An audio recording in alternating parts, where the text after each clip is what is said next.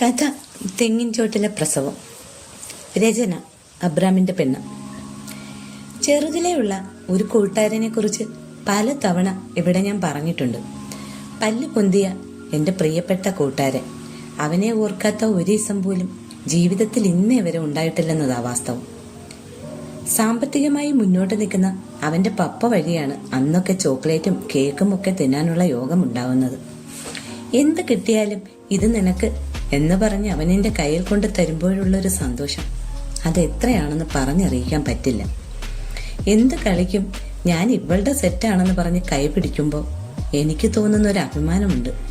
മറ്റാർക്കുമില്ലാത്ത എന്തോ പ്രത്യേകത എനിക്കുണ്ടായതുകൊണ്ടാണല്ലോ അവനെൻ്റെ കയ്യിൽ എപ്പോഴും മുറുകെ പിടിക്കുന്നത്. വേറെ ആരുടെയും വീട്ടിൽ പോയിരുന്ന് കളിക്കാനോ മറ്റുള്ള പിള്ളേർ ഞങ്ങളുടെ വീട്ടിൽ വന്നിരുന്ന് കളിക്കാനോ അമ്മ അനുവദിച്ചിരുന്നില്ല.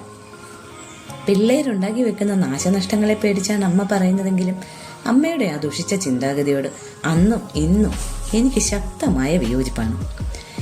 അങ്ങനെ വെക്കേഷൻ സമയമായി.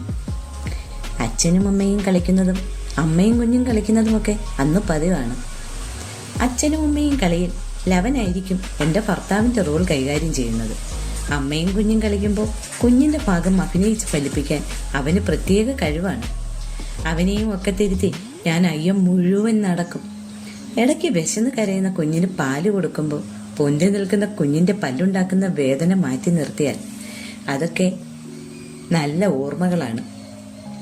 അല്ലെങ്കിൽ തന്നെ ഏതു കൊച്ചാ അമ്മ നോവിക്കാതെ പാല് കുടിച്ചിട്ടുള്ളത്. അമ്മ വീട്ടിലില്ലാതിരുന്ന ഒരു ഞായറാഴ്ച നമ്മൾ കൊച്ചുങ്ങളെല്ലാം കൂടെ കുടുംബം കളിക്കുകയാണ്. കുടുംബത്തിലെ ഗർഭിണിയുടെ റോൾ സ്വാഭാവികമായും എന്നിൽ വന്നു ചേർന്നു. അപ്പൊ പിന്നെ ഗർഭത്തിന് ഉത്തരവാദി ലവനല്ലാതെ വേറെ ആര്?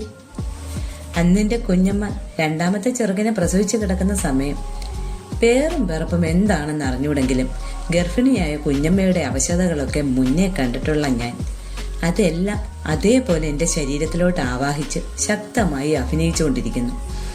വല്യച്ഛൻ്റെ എണ്ണമെഴുക്ക് പറ്റിയ ഒരു തലേണ പെറ്റിക്കോട്ട് പൊക്കി വയറിനോട് ചേർത്ത് കെട്ടി. പെറ്റിക്കോട്ട് താഴ്ത്തിയിടുമ്പോൾ ഒരു 7.5 മാസത്തെ വയർ കൂടെ ഫീല് ചെയ്യുന്നുണ്ട്. ഇച്ചിരി സിന്ദൂരം കൂടെ വാരി നെറ്റിയുടെ മേൽ പൊത്തിയപ്പോൾ കടിഞ്ഞൂൽ പേറിനുള്ള ഗർഭിണി റെഡി. ആകെ ഒരു അപവാദം കീറി പറഞ്ഞ ആ പെറ്റിക്കോട്ട. അതിപ്പോൾ തുണിയില്ലാത്തതിന് എന്തോ ചെയ്യും? നല്ല തുണി വാങ്ങാൻ നിവൃത്തിയില്ലാത്തവർക്കും പേരുണ്ടേ. ഞാൻ ഈ വയറും താങ്ങി നടക്കുമ്പോൾ ഭർത്താവെന്ന് പറയുന്നവൻ കൂടെയുണ്ട്. വയറ്റിൽ തടവിയും ചേർത്ത് പിടിച്ചും താങ്ങി എഴുന്നേൽപ്പിച്ചും നടുവിന് തടവിയും അവൻ നല്ലൊരു ഭർത്താവിലേക്ക് പരകായ പ്രവേശം നടത്തിക്കൊണ്ടിരിക്കുന്ന സമയത്താണ് എനിക്ക് പ്രസവവേദന പൊട്ടു പുറപ്പെടുന്നത്. കുഞ്ഞമ്മയെ മനസ്സിലാവാഹിച്ച് മുൻപ് കണ്ടിട്ടുള്ള ചില സിനിമകളിലെ പ്രസവ സീൻ കൂടെ ഓർത്ത് നമ്മൾ വേദന തകർത്ത് അഭിനയിക്കാൻ തുടങ്ങി. ഞാൻ കരയുന്നതിനൊപ്പം എൻ്റെ കൂട്ടുകാരനും കരയുന്നുണ്ട്. കൂടെയുള്ള അഭിനേതാക്കൾ എന്നെ ആശ്വസിപ്പിക്കാൻ എന്തൊക്കെയോ പറയുന്നുണ്ടെങ്കിലും നമ്മളതൊന്നും കേട്ട ഭാവം കാണിച്ചില്ല. പ്രസവവേദന എനിക്കല്ലേ, സാരമില്ലെന്ന് പറയുന്ന എവിടെമാർക്കറിയില്ലല്ലോ നമ്മുടെ വേദന. എല്ലാവരും കൂടെ ഗർഭിണിയെ താങ്ങിപ്പിടിച്ച് മുറ്റത്തെ തെങ്ങുമൂട്ടിൽ സെറ്റ് ചെയ്ത ലേബർ റൂമിൽ നൂത്തിട്ട ചണച്ചാക്കിലോട്ട് കിടത്തി. ഒരാളടുത്ത് നിന്ന് പേപ്പർ വെച്ച് ആഞ്ഞു വീശുന്നുണ്ട്. ഇപ്പൊ പെറുമെന്നായപ്പോഴുണ്ടടേ, വൈകിട്ടേ വരത്തോളെന്ന് പറഞ്ഞിട്ട് പോയി എൻ്റെ പൊന്നമ്മച്ചി തിരിച്ചു വരുന്നു. എല്ലാവരും പ്രസവവേദനയെ ശ്രദ്ധിച്ചു നിന്നതുകൊണ്ട് അമ്മ മുറ്റത്ത് വന്ന് നിന്നത് ആരും അറിഞ്ഞില്ല. എനിക്ക് ചുറ്റും കൂടി നിന്നവർ ഏതൊക്കെ വഴിയിൽ എങ്ങോട്ടൊക്കെ ഓടിയെന്ന് എനിക്ക് അറിഞ്ഞൂടാ. പ്രസവവേദനയുടെ കൂടുതലിൽ